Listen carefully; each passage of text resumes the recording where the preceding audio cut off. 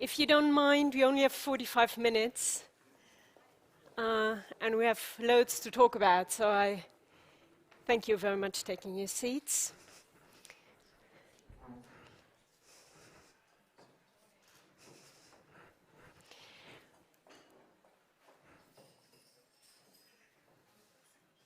Well, thank you again. A warm welcome again. We're here to talk about the situation actually in Eastern Europe, at the border and in Ukraine and Belarus. This is a town hall format. We've got only 45 minutes. And my main task here is to facilitate the exchange between you, the audience, and participants as well, and our dear guests and panelists. To my right, I have Svitlana Tsiranovskaya. She's one of the leaders of the opposition in Belarus and the Karls Prize laureate of 2022. Welcome.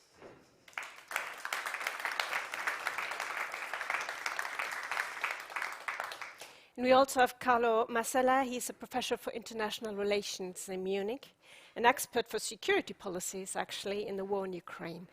Welcome. My name is Isabel Hoffmann. I'm actually working for Bertelsmann Stiftung, and I'm an expert in public opinion in the EU. And I just want to throw out two numbers when it comes to support for Ukraine right now. On the one hand, support for Ukraine, as we measure it in several questions, is very high and quite stable. On the one hand.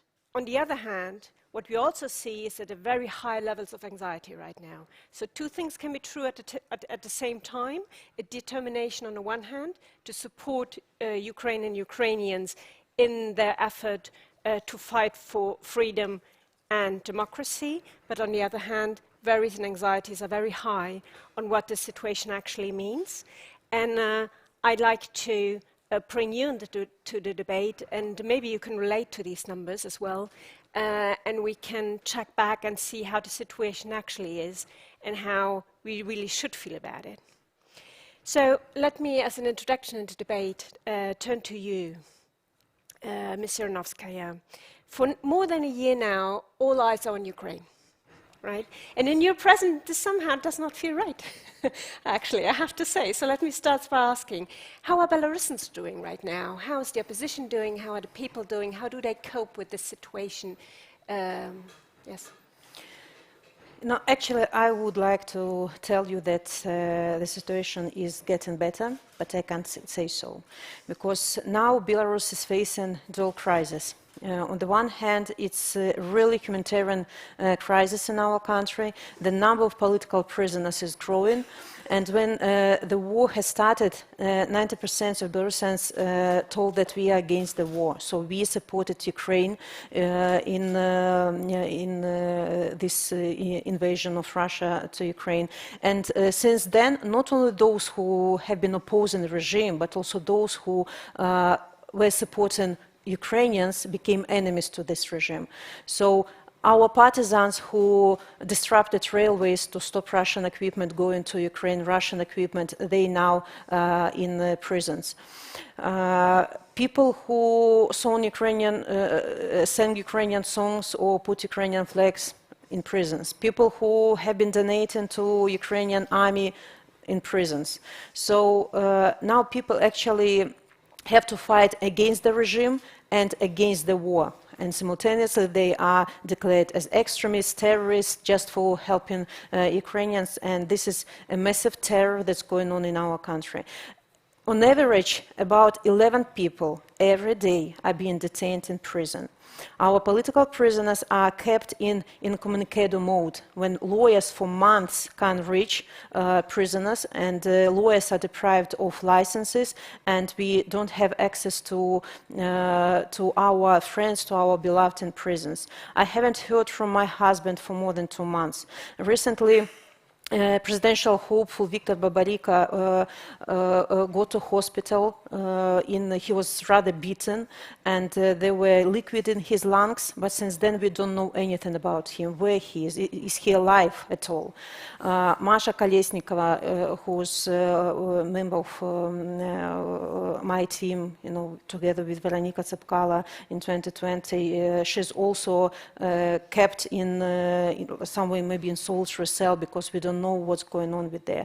And thousands and thousands of people in prisons, from 3,000 to 5,000. 60,000 went through prisons, tortures, rapes. So it's really a humanitarian catastrophe. On the other side, we see creeping occupation of Russia. We see the presence of Russia in economic sphere, in media sphere, in cultural sphere. And it's like at the moment when Belarus now is a little bit overlooked, Russia, Lukashenko is selling our independence to Kremlin because Lukashenko has to be loyal to Kremlin. Putin saved Lukashenko back in 2020 and now then became an accomplice to Putin when the war has started. And now, like, Lukashenko is on the leash to Putin and has to fulfill all the duties, all the orders. So the situation is difficult, but the good so-called good news is that Belarusian people are not giving up. There is no change in mood in perception of the situation of Belarusian people. People didn't stop to, love Lukashenko. People are fighting for freedom and democratic changes in our country. Yes, undergroundly, you can't see big rallies, on Belarusian cities because of the massive repressions. Hundreds of thousands had to flee Belarus and continue their fights from exile. You know that all alternative media in Belarus have been ruined, all possible NGOs have been ruined, but these people managed to restore their activity in exile and help to launch different initiatives, to work with international organizations, to create pressure on the regime. We are looking for support to civil society. We need the resources to not only to survive, but to win. So I see this internal inspiration, among Belarusian people, and of course we understand that the fate of Ukraine and fate of Belarus are intertwined. That's why it's our obligation as neighbors, as a close nation, is to help Ukrainians, because victory of Ukrainians for sure will open new window of opportunity for us Belarusians. So our task is not just to sit and wait when brave Ukrainians, will win, but we create as much pressure on Lukashenko as possible, simultaneously helping Ukrainians. You know that hundreds of military volunteers are fighting in Ukraine. We have people surveillance in Belarus, people providing us information about a movement of Russian troops. So many initiatives that may be not invisible, but they are working. They are helping Belarusians to keep Lukashenko in constant stress. Maybe I will stop here. Maybe I'm too long, so thank you. Well, thank you very much. That's fascinating. I'd like to I'd say in a certain way, determination is still there. The fight is less visible. It has become a little bit quieter because the situation is so much more difficult actually now with the war situation in Ukraine than it was actually before, and lots of Russian and the presence of the Russian regime even being more visible and important actually than it was before. Let me turn now to you, Professor Masala. When we hear about this this quiet but determined and very courageous fight that's a little bit more quieter on the Belarusian side, and the very visible fight that we are so impressed by now for so many months on the Ukrainian side, there's I think one question imposing right here: are we doing enough to support them? And is our attitudes towards their struggle the right one in order to grant their success? That's a difficult question to answer because there are certain limits to support the Belarusian opposition. I think we're doing a lot. yes, the focus has shifted. It has shifted from the situation there to Ukraine. I think there is still some room for diplomatic pressure which connects Belarus to Ukraine. And that's a question whether Belarus will enter the war or not. So this is pending since February. I personally don't see Lukashenko giving in to the demands of the regime in Moscow, because he knows that probably this will be the end of his stay in power. Because, as you said, there is a lot of opposition to the war coming from the civil society, but we know that even the army is not very keen entering the theater in Kiev, in Ukraine. There is something we could do more in terms of sanctions and pressure, and this has to do with the latest development, Russia announcing to give launchers and tactical nuclear warheads to station them in Belarus. This is not a deterioration of the security situation. It's more something like one of the many attempts of Putin to actually threaten us with nuclear escalation. But definitely, if Russia gives these kind of missiles and the warheads, if Russia hands them over to the Belarus army, this is a violation of the Non-Proliferation Treaty. And if this happens, we should put much more pressure on Belarus, because we have an interest in Belarus itself, but also an interest in keeping a Non-Proliferation Treaty, which is almost dead, but at least a bit alive. So I think there is still some room. We should not forget about the situation.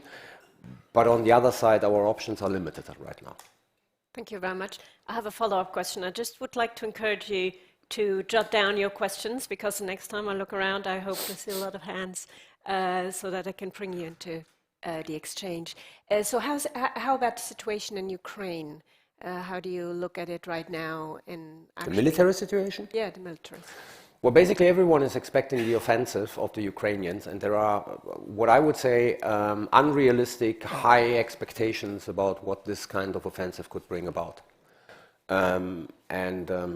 So since a couple of weeks, I'm always trying to tell people who ask me to lower their expectation, because this is not going to be an offensive from the playbook on the big front.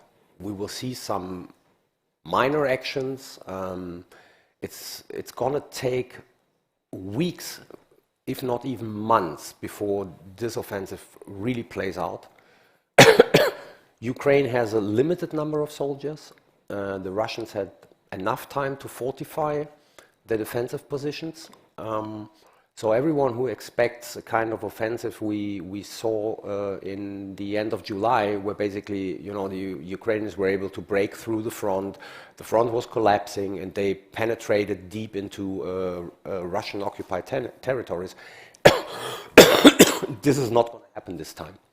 So it will be much slower. Ukrainians have to be well prepared. That's the reason why the offensive hasn't started right now. Everyone is waiting, basically, day to day that this offensive starts, and the pressure is extremely high on the Ukrainian army. But I think Ukraine has a limited number of soldiers available. If they start the offensive, they have to do it properly. So if they need some more time, we should give them the time and not put this kind of, public opinion pressure that we want to see this offensive. So it's not gonna be quick. It won't show the successes we've seen last time in July, and we have to give the Ukrainians time to basically prepare their offensive. What would be the best outcome? And the worst, once we're there? The worst outcome is that the offensive fails, and then basically we have not a dramatic change in the situation, because I think the consequences of this is that those countries who support Ukraine will get a bit of exhausted. And the US is going into presidential elections by summer or autumn in full swing. So not even the Democrats are going to stick their head out to support massively Ukraine if the offensive fails. So there will be diplomatic pressure on Ukraine to come to the table, to accept certain losses of the territory. I think that's the worst outcome. The best outcome is that the Ukrainians are able to separate the southern from the eastern front. And this is important to put a hell of pressure on Crimea. And if the Crimean Russian front is about to collapse, not because they're going to be attacked directly, I think the Ukrainians would be stupid to do it because it's a dangerous thing. But you can cut off the Russian armed forces in Crimea from total logistic, and then they're going to be under pressure and about to collapse. This might change things in Moscow, and Moscow then comes to the negotiation table. So that's the best outcome. The worst is that the offensive fails. Okay. I'll have follow-ups, but how about you?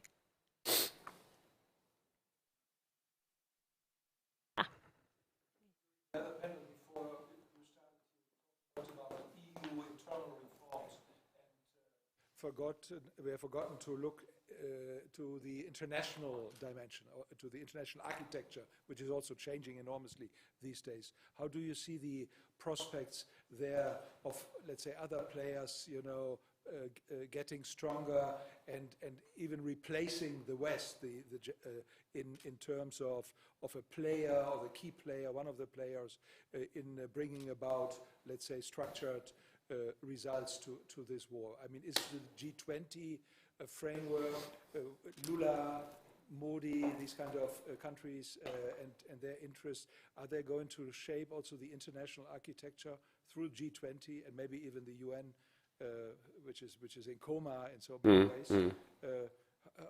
How does all this play out in one of the 2 or 3 scenarios which you have on your mind? Well, I'm pretty skeptical about this kind of aspiring regional hegemons that they are going to bring, or that they're having, let's say, a leverage in the conflict. The only player I see is China. So, and China might, of course, start an initiative where Brazil and India are on board too, so in the framework of the BRICS without the Russians. But actually, the only player who has some kind of leverage on the Russian side and even on Ukraine is China. And what I would expect is that at the end of the day, we will see some kind of negotiations chaired by China and the US.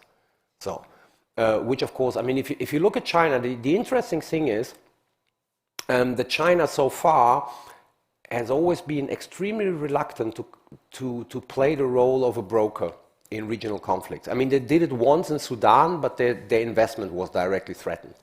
And now they do it on 2 fronts. I mean, they're getting more engaged in the Ukraine-Russia scenario, and they brokered the deal between Saudi Arabia and Iran. So for me, this is a clear sign that China now enters the 3rd stage of becoming a global power. I mean, after the economic phase, then the military phase, now it's a political phase. And so if someone is about to bring change, then of course China is the player, one of the players, the US and China. I don't see Lula, I don't see Modi or whoever will be the next Turkish president having enough power to basically bring both sides at the table.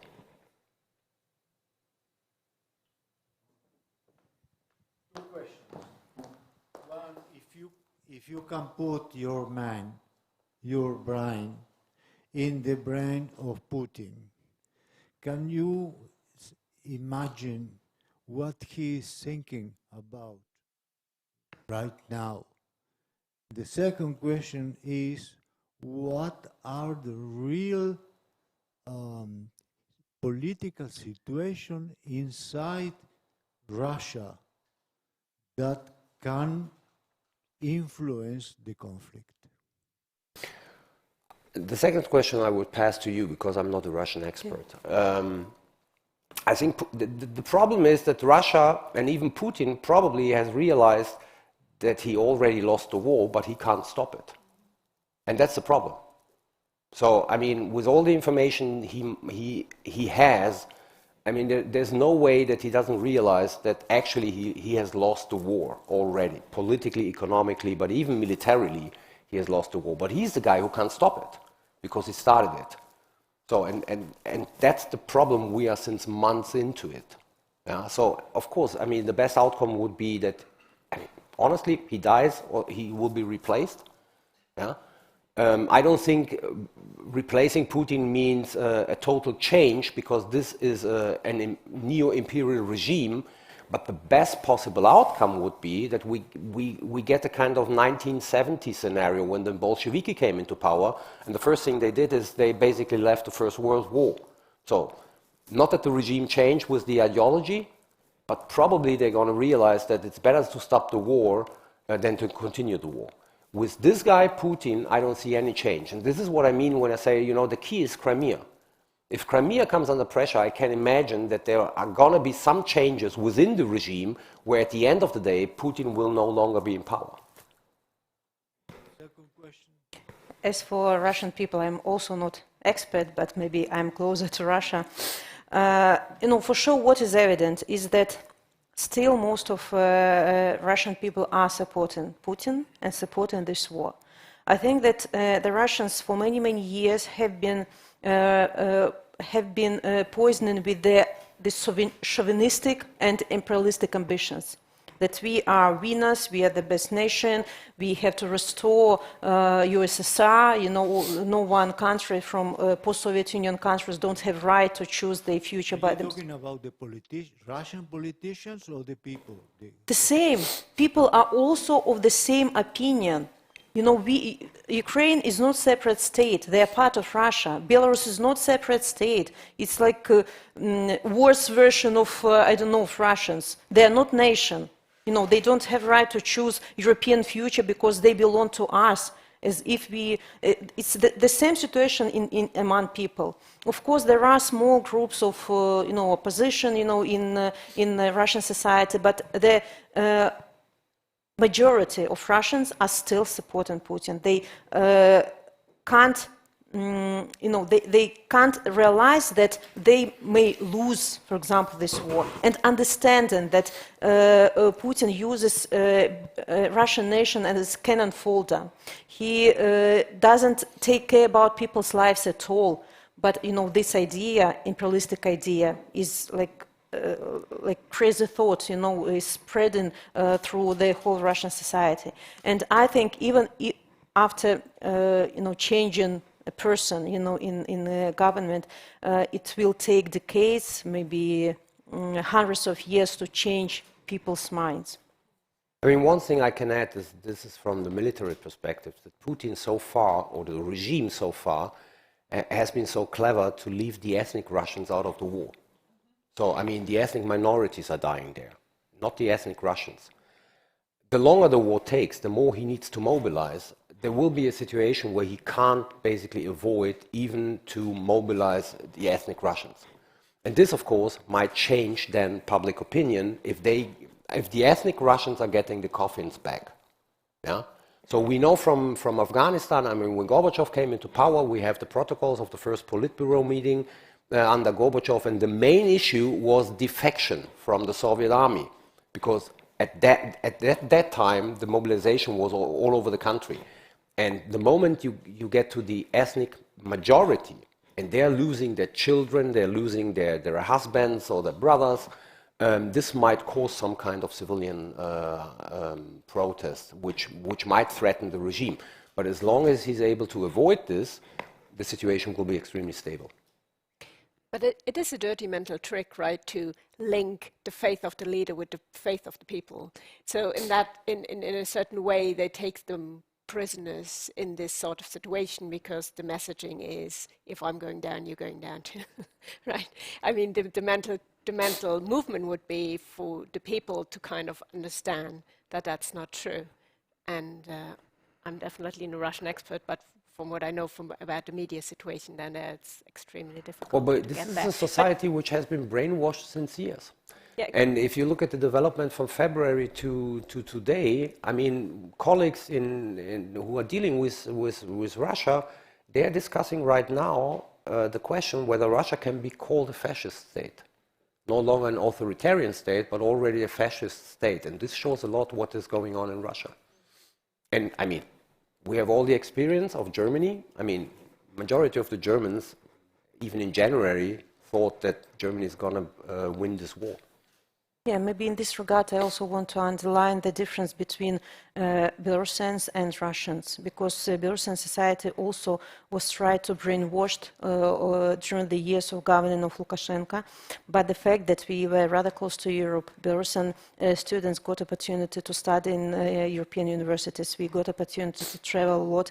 We just moved forward, society moved forward, and Lukashenko stayed in this Soviet Union era, and he always dragged our country back. Society want to develop, and he's dragging us back. And when the war has started, you know, even those who are maybe somehow supporting the regime, they definitely realize that Belarusians are not Russians. We don't have these imperialistic ambitions. We don't have anti-nationalistic moods. You know, we are very close to Ukrainians as nations, and our Nobel Peace Prize winner Ales Bialiatski told once that closest nation to Ukrainians is Belarusians. So we fully understand each other, and you know, as we said, there are no anti-Ukrainian moods, no among society, no among Belarusian army. Of course, thank you. Thank you for your patience. No, I'm sorry. You have to pass the mic one step, because she has been waiting for quite a long time. Sorry about that, but I got you on my list. So I'll give it back to him. I'm Erica, the Executive Director of the Fulbright Commission, giving out scholarships, and this is for Svetlana to understand a little bit more. A few months ago, you recently set up an office in Brussels, and so the office, of course, for the democratic nation of Belarus. And so I was curious, I think you've opened up several more of these offices, and it was a little bit more to check in to see how these offices are taking hold. Are other you know, countries recognizing them? Are you able to engage in this diplomatic way from these offices? Yeah, thank you. You know what we are doing now? We are trying to institutionalize relationship with the nations, with countries, with government.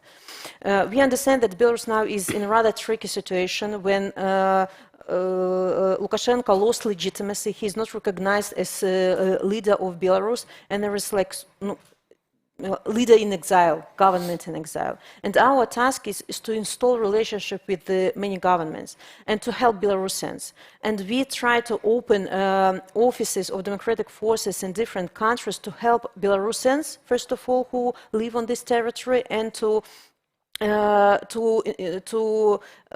be in better communication with the countries. Me personally, I can't communicate all the time, so I share responsibility with those who are on the ground in different countries. I open the doors for them. We have joint meetings with the parliaments, with the ministers, and then this office take responsibility and work in the region.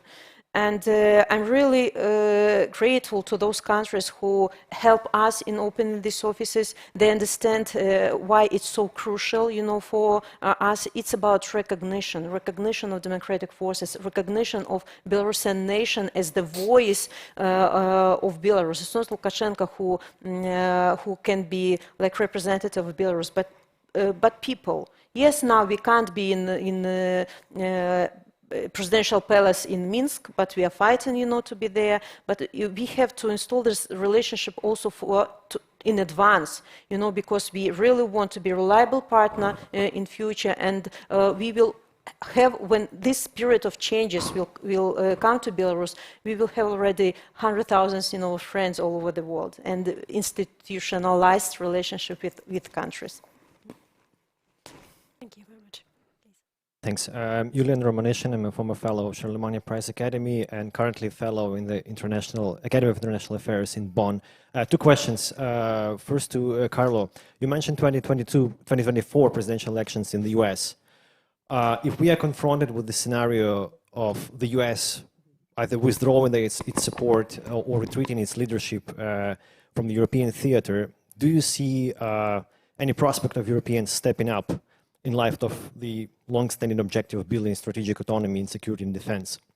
And a second question to Svetlana.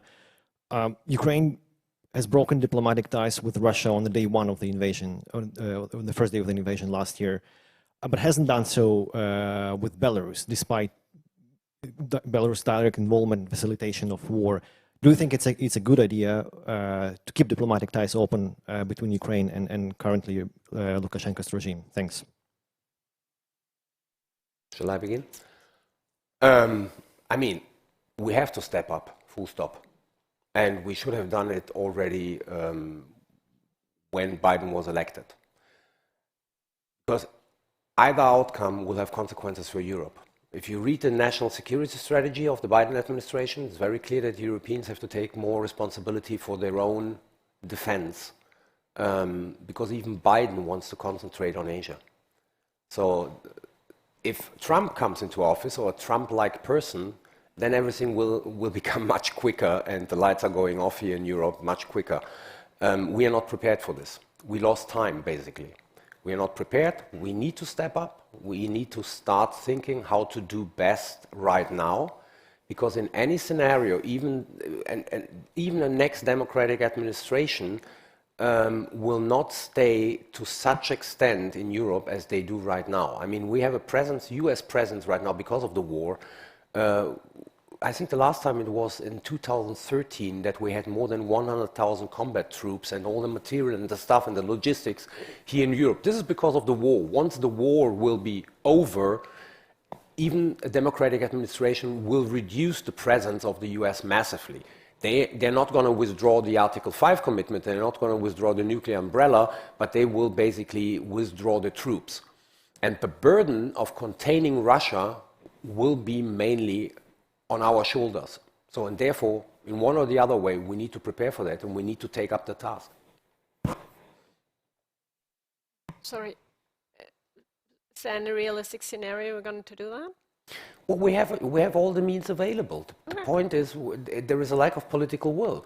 And if you know, the moment we are... Yeah, but the moment we are naked, yeah, we have to do it, because there is no alternative. And the moment a guy like Trump comes back into office, or a Trump-like figure, and travels to Brussels like Trump did the last time, and doesn't mention Article 5, and you remember last time, after 2 days, someone basically, got it back and said, the president stands to Article 5. Next time, no one will come after and say, it was a mistake, he just forgot to mention it. The moment he basically will not say this magic sentence like the US, is committed to Article 5, they are shutting off the lights. So, and the question is then, you wanna live under the pressure from a nuclear Russia, or you want to stand up against a nuclear imperial Russia? And I think we are going to stand up. It will be difficult, it will be a painful process, but we have no alternative. Yeah, as for diplomatic relationship between Ukraine and Belarusian regime, I think that there were some steps of this relationship. Lukashenko betrayed Ukrainians. A couple of days before the invasion, he promised in one of the interviews that no one missiles will be launched from the territory of Belarus. In a couple of days, the war has started. Maybe the Ukrainian government at the beginning thought that maybe Putin made him to do this. Maybe, they didn't want to blame Lukashenko because maybe they trusted him, who knows. Then, step by step, that they understood that Lukashenko became collaborant, he became accomplice to this war. It was his allowance, to provide our territory, our infrastructure to Russians. But it was very difficult and awful first days of the war, when cities have been ruined, awful atrocities, a lot of murders, and I think that the government of Ukraine, they didn't want to open the second front. They didn't they thought that the Russian army maybe might join in the Russian army, and they wouldn't be able to resist, this flank. They had to concentrate their forces on hotspots in the eastern part of Ukraine.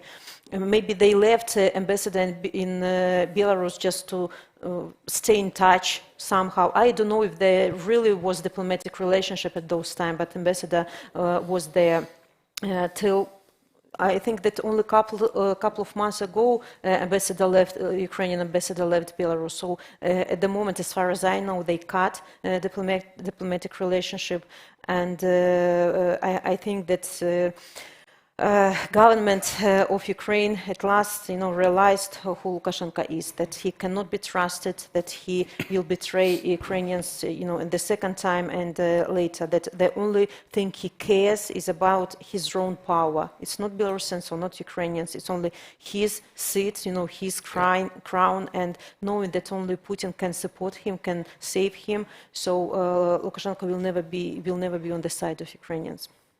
Thank you very much. Yes, Professor Masala, please, can you assess or give us your assessment on the nuclear option, which Putin certainly has? Yeah. I say what I say since months.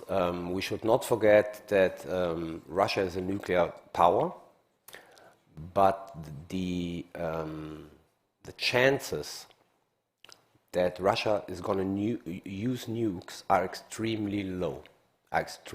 From all perspectives. In this phase of the war, use of tactical nuclear weapons as a military weapon doesn't make sense at all. Won't change anything. So, I always say, if I were Putin, I would have used tactical nuclear weapons the moment the US and Europeans have started discussing so-called heavy weapons. This would have scared us off. Yeah? And we basically would have never sent tanks and armored vehicles to Ukraine because our society would have been scared to death. So this is gone. What is the scenario? There is no military option where he can use tactical nuclear weapons. The war will still continue. Just to give you an idea, in 1991, when basically the US-led coalition was about to go into Kuwait to fight the Iraqi army, Colin Powell, you can read this in his memoirs, he basically tasked his staff to look at how many tactical nuclear weapons the US would need to stop the advancement of a Iraqi division. And his staff came basically up with a two-digit number of nuclear weapons, something like 32, 33, to stop a division. And Powell said this is no option. So we forget about thinking about tactical nuclear weapons. So Putin can't use that high number because the US already said this will have devastating, catastrophic consequences. The Chinese and the Indians are not going to accept it. Basically, if he used this amount of tactical nuclear weapons, he basically will achieve what we, the West, haven't achieved during the whole war. He will be totally isolated internationally, which also means he can't continue the war because he has no political and economic support he's right now enjoying from China and India. So strategic nuclear weapons against one of our countries is also no option because at the moment he will use strategic nuclear weapons or a high number of tactical nuclear weapons. It's already said, I mean, all the airports where the strategic bombers are flying off are going to be destroyed half an hour later. The Black Sea Fleet is going to be grounded half an hour later. So there are no options. And what I say is, so far, Putin has been an extreme rational actor. I mean, people think that he's crazy. He's not crazy. You can be rational, but still make wrong decisions based on the information you have. But whatever he did since the 24th of February is based on rational decisions. And he's not going to kill himself, and he's not going to basically kill Russia by using nuclear weapons. So I don't see any realistic scenario where he might use tactical nuclear weapons or strategic nuclear weapons. May I? Well, sorry, if I want to say, I won't rule out, and this is something where we have to be prepared. I mean, those of you who are familiar with nuclear weapons know that on a tactical level, the warheads and the launchers are separated. So, I won't rule out that if the Ukrainian offensive is successful, if the Ukrainians are putting high pressure on Crimea, if the Ukrainians are blowing up the bridge, yeah, that we will see the moment when the Russians know that there will be an American satellite in a certain position and the weather is good, that they're going to take out the tactical nuclear warheads and try, I mean, at least, you know, put them on lorries and bring them to the launchers. This would be logical, yeah? But this doesn't mean that he's going to use them. So it depends on us. It depends on us how to react in such a scenario. I think for me it was very valuable that you mentioned that even in the beginning of the war he was a rational actor. Because, you know, my first thought was, well, you know, everybody said he's not going to do it, it's not rational, it's, you know, he's not crazy, etc., etc. Then he started the war. So it's, you know, it was good for me that you kind of turned the perspective and said, well, you know, even in that moment, based on the information he had, you know, he took maybe wrong but rational decision. Yeah. Sorry, please. Yeah, I just, you know, wanted to look at possible usage of nuclear weapon from the point of view of Belarusians. I don't know if you know that Putin declared that he, together with Lukashenko, will deploy nuclear weapon on the territory of Belarus.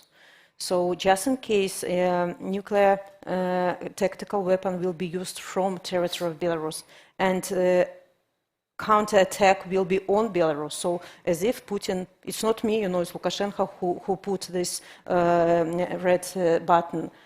So it's like really Belarus will become a target for possible attack. So who knows? You know, dictators are crazy. If they are cornered, you know, they might do this irrational action. So we Belarusians are really afraid of this, and we are asking, you know, powerful countries do everything possible to everything possible to avoid deployment of Russian nuclear weapon on Belarus. But now it's perceived like bluffing or just raising stakes that nobody takes it seriously.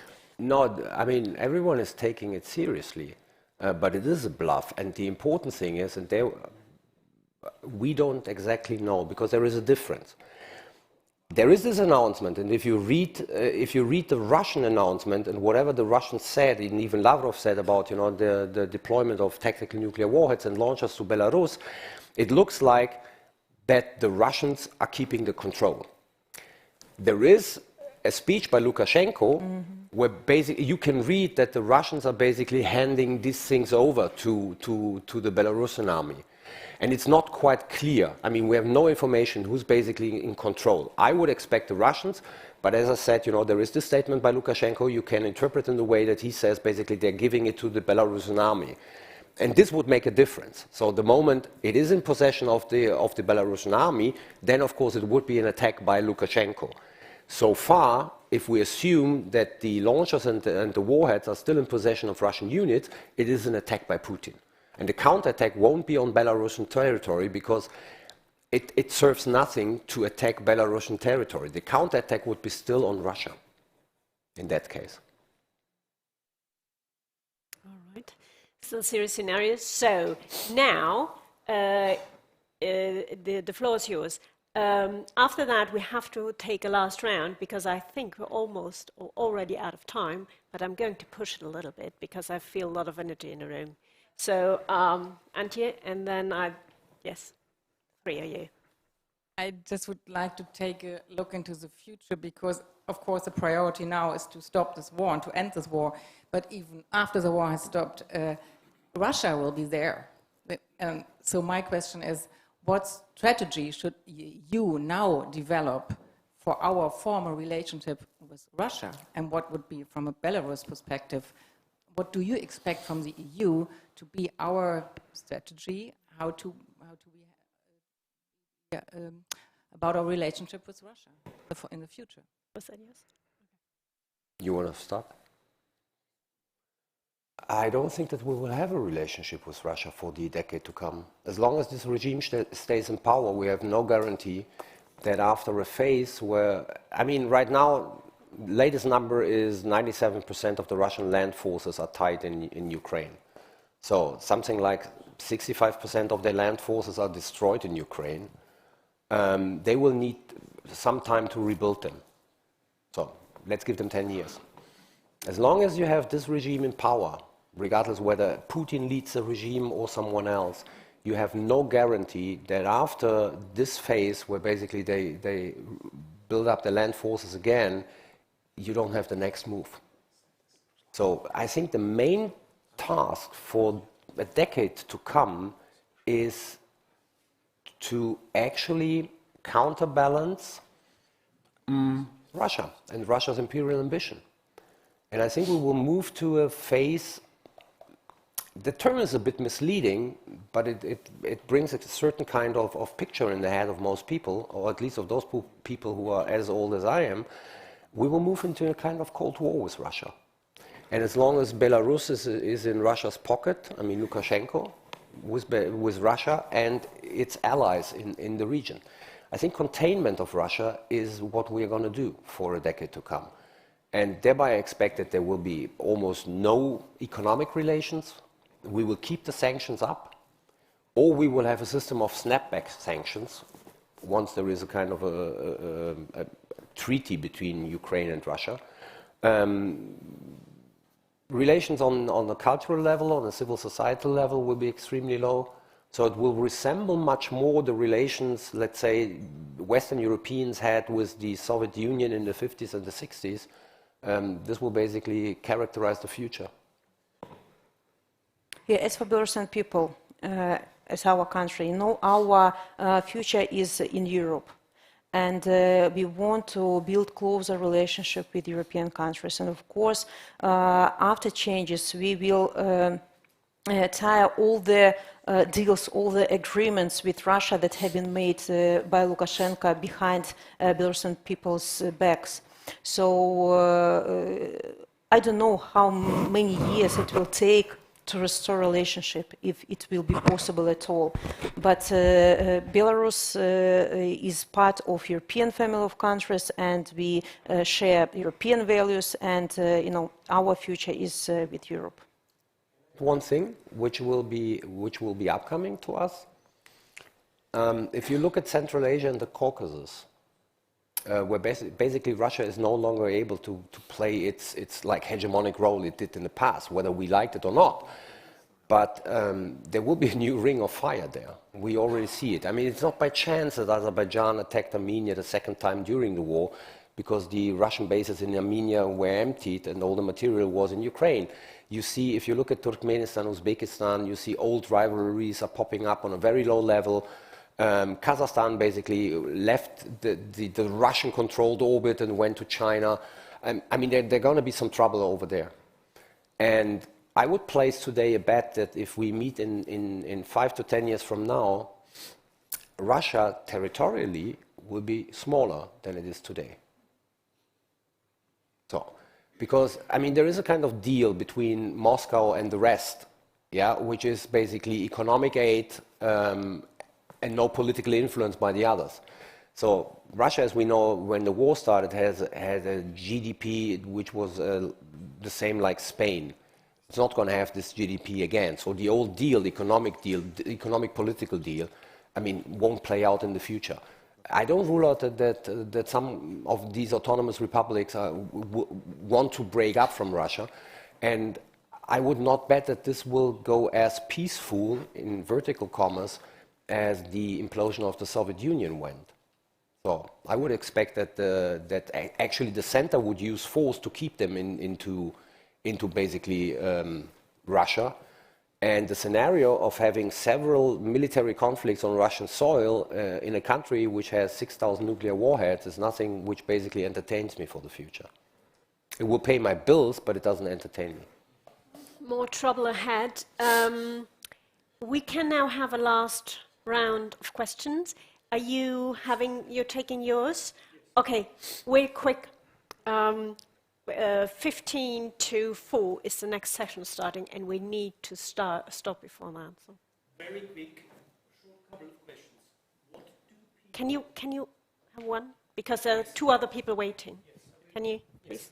What do people think in Belarus and in Russia about the European Union, about the West, and about the US? My first question. Second, what is the message, besides sanctions, towards the people in Russia and Belarus? Remembering the Cold War, we had the Radio-Free Europe. Remember well, Radio-Free Europe. Do we have a Radio-Free Europe today? If you look to Hungary in '56, the outcome was clear, very ambivalent. But what is the message? Do we have a Europe charter for the Belarusian and Russian people? A Europe charter. Okay. So the messaging. We collect now, so that we can. Yeah. Yeah, hello. Question for Svetlana. 3 years ago, there was a coalition of different political forces, which was destroyed immediately after the elections. And 3 years ago, you promised to hold new elections and to release political prisoners. What are the results after 3 years? And do you consider your activities effective? Do you have a strategy and plan? And what's your plan? And do you really believe that you can change Lukashenko after 3 years? Thank you. Thank you. Please pass the mic behind you. Thank you very much. I want to go back to the nuclear deterrence, so to say. I fully agree with the assessment, but 2 questions. For the sake of having an effective deterrence in this bluffing situation, 1, do we do enough to make it clear that Zaporozhye nuclear plant falls into that category as well, so that Russia doesn't have plausible deniability to what happens there? I guess we need to elevate it even more so that there is no ambiguity about if anything happens there, that it's the same thing. There need to be consequences. And then when it comes to Belarus and then tactical, understanding that there is no capacity in Belarus to operate that weaponry as well, to already have a legal determination of effective control that Russia will still retain, so that again, there will be the same consequences if de jure, so to say, it will be Lukashenko using it, but de facto we would know that effective control over the proxy regime is there, so that Russia has a clear signal from the same China or India that if anything happens on that front, that's the same thing. So just to comment on that, and just observation on listening to all of it and following everything that happens in the region, being part of it, I still think that Europe at times now makes the same mistakes vis-à-vis Georgia as it was with Belarus at some point by not intervening more forcefully with the government of Georgia, the way it drifts away now from Europe, while having Georgian people pro-Western as we have been all the time. It's time to, within the spirit of that competition and containment of Russia that is unavoidable, to fight for what is within the interests of Europe. So I guess a little bit more needs to be done now in the countries in Caucasus, in Central Asia as well, so that the flank is larger than otherwise it will be when it comes to the Western coalition. Wonderful, thank you. So I propose we take it backwards. Maybe you start with the question about the nuclear option, then we go to the strategy and we land on the what's the messaging and how to move forward and be positive force in this. I don't think that we're doing enough. As you know, reiterating or signaling is the key. So, and after Blinken, I don't know when he did it, a couple of months ago, said this, it's going to have catastrophic consequences, and then you had the Bali summit with the declaration. I mean, it's a bit quiet on the Western front if it comes to nuclear issues. So, my point is always keep that extremely high. Signal to Russia that you won't accept any use of nuclear weapons, whether they come from Belarus, whether they come from Russia, you won't accept it. I would even basically support it by material signaling, which means bringing NATO forces closer to an area where basically nuclear weapons might be used. So, and this is bringing maritime forces into the Black Sea, so that we have this kind of tripwire even in that case. And if it comes to Zaporizhzhia, I fully agree. I mean, we should raise the stakes much higher because this is the plausible alternative scenario, not using tactical nuclear weapons, but simply blowing up the reactor over there, which will cause also a limited catastrophic event, but it's a very clear signal. And if I might say as a last word, my general problem with our strategy vis-à-vis Russia, our means NATO nations, is that we don't do strategy. We accept Russian red lines. And we basically accept that Russia has, let's say, a free hand within Ukraine. So I would tie certain actions of Russia much closer to reactions by us. So I would have said if you continue this kind of rocket terror, we're going to send attack en masse. Yeah? If you continue this, we basically will encourage the Ukrainians to blow up the bridges or whatever. So we don't do strategy. We don't understand really how military strategy works, and that's one of the major mistakes we did over the past year. To bring in the last question, if we don't do strategy, we also don't do strategic communication? To Russia? In the EU, yes, in this situation, creating meaning, creating a vision. The point is, the EU has a problem in strategic communication. So, as the German government has. We don't do strategic communication. That's our main problem. I mean, there's a lot of chatter, but it's not the coherent strategic messaging we send basically abroad. And it's true for Russia, it's true for Belarus, and it's true for the rest of the world. I mean, even you look at China. I mean, what is the strategic communication of the European Union and its member states with regard to China? There is none. I mean, this is basically a cacophony which is happening confusion, there. maybe. Yeah. Strategic confusion, yeah. That would be the nice way to frame it. No, we don't have a strategic communication. Okay, thank you. You know, strategy is a hard thing to do, isn't it? I just want to respond a little bit. Even if your strategic communication was good, only people who want to hear or listen to these messages will hear it. In Belarus, people are looking for alternative information. They are looking for, they are watching Ukrainian news to know truth about Ukraine. They are, watching Belarusian alternative media, to know what's going on in reality, because they realize that they are fed with propaganda on state TV and state newspapers. I don't know how it's in Russia. I suppose they are continuing to watch propaganda messages, but in Belarus situation is different, and of course that's why it's so important to develop and to support alternative media. We in Germany, for example, Belarusian branch of Deutsche Welle was launched just to make investigation movies or to support spreading of Belarusian messages also here. The same can be done in other countries. And very briefly about our strategy, about our hopes. For 3 years, as I said at the beginning, the situation is getting worse inside the country because of repressions. But for 3 years, we managed to keep unity among democratic forces. We managed to find wonderful friends all over the world whose hearts really bleeding, for Belarus, and who became our real good friends. They want to help. Maybe there is a lack of instruments in international organizations to help us. Of course, I understand that my task is to keep people together, to build these horizontal ties with civil society, with initiatives, to create connections between politicians and people. This is my task. Of course, I understand that we are fighting with brutal, merciless regime machine, and they will try to split us, to send people who maybe call themselves pro-democratic but spread different gossips about our movement. Is this strategy? And we have to counter this. And I feel support of people. I see that Belarusian people are not giving up. They fight not between themselves. They fight with Lukashenko's regime, and it inspires me for next steps. Thank you very much. Please forgive me to interrupt you. Please, everybody, big hand. Thank you for being in the debate. Thank you for countering it. The next session starts in literally 2 minutes. Please hurry, because otherwise I'm going to get into trouble. Thank you.